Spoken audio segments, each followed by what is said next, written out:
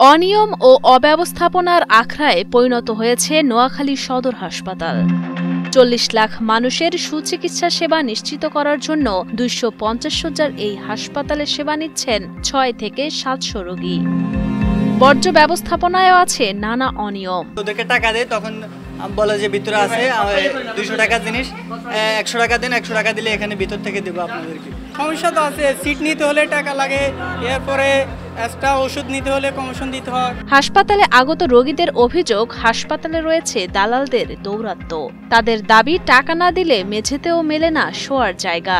ফলে দূর দূরান্ত থেকে আগত রোগীরা পড়ছেন চরম ভোগান্তিতে। এই সিটটা নিতে আমরা তো ভর্তি হইলে রোগীর একটা সিট অবশ্যই থাকে, কিন্তু আপনার ভর্তি হলে সিটটা আমি এখান থেকে কিন্তু ২০০ টাকা দিয়ে দিচ্ছি। হাসপাতালে রোগী ও রোগীর স্বজনদের অভিযোগ, হাসপাতালে শয্যা সংকটের পাশাপাশি আছে অপরিচ্ছন্নতা, পানি সংকট, টয়লেট সংকট।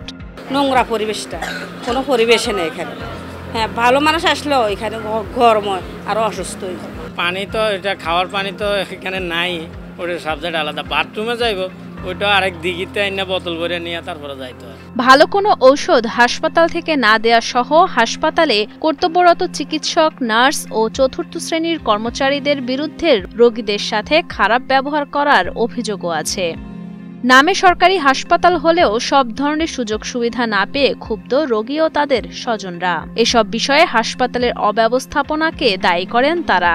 যে কোনো জিনিস টাকা দিলে তখন তারা আসে, দেখে, আর টাকা না দিলে আসেও না, দেখেও না। এখান থেকে যেটা কম দামি ইঞ্জেকশনগুলো সেগুলো দেয়, আর যেগুলো অ্যান্টিবায়োটিক ইঞ্জেকশন সেগুলো সব বাইরে থেকে কিনে আনতে হবে। গত ২৩শে মে হাসপাতালে গিয়ে দেখা যায় ২২টি ওয়ার্ডের সব কয়টি কক্ষ কানায় কানায় পরিপূর্ণ। অনেক রোগী বেডে জায়গা না পেয়ে মেঝেতে, বারান্দায়, এমনকি ওয়ার্ডের বাইরে সিঁড়ির পাশে ঠাঁই নিয়েছেন। ১৯৯৮ সালে ১৫০ শয্যার হাসপাতালটিকে ২৫০ শয্যায় উন্নীত করা হলেও স্থান ও লোকবল বাড়েনি। আমি এটা সুস্থ তদন্ত চাই এবং স্বাস্থ্য কর্তৃপক্ষের কাছে এটার একটা ভেদ চাই।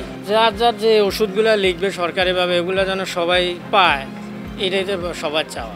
৭ তলা বিশিষ্ট হাসপাতালের আধুনিক একটি ভবনের নির্মাণের কাজ ২০২০ সালে শুরু করে ঠিকাদারি প্রতিষ্ঠান নুরনবী ট্রেডার্স। গেল ২০২২ সালের জুন মাসে কাজ বুঝিয়ে দেওয়ার কথা থাকলেও সে কাজ ২০২৪ সালের চলতি মে মাসেও শেষ হয়নি। এ বিষয়ে হাসপাতালের তত্ত্বাবধায়ক ডাক্তার হেলাল উদ্দিন বলেন, চলতি বছরের নভেম্বর মাসে ঠিকাদারি প্রতিষ্ঠান ৬ তলা পর্যন্ত ভবনটি বুঝিয়ে দেওয়ার কথা রয়েছে। ভবনটি বুঝে পেলে রোগীদের সকল সমস্যার সমাধান হবে বলেও আশা প্রকাশ করেন তিনি। রোগীর সংখ্যা যেহেতু ৩ গুণ, সেই হিসেবে আসলে কোয়ালিটি সম্পন্ন পরিচ্ছন্নতা আমরা চেষ্টা করতেছি করার জন্য। ইনশাল্লাহ লোকবল ফেলে ইনশাল্লাহ এই বিষয়টা ইনশাল্লাহ আরও ভালো হবে বলে আমি আশা করি।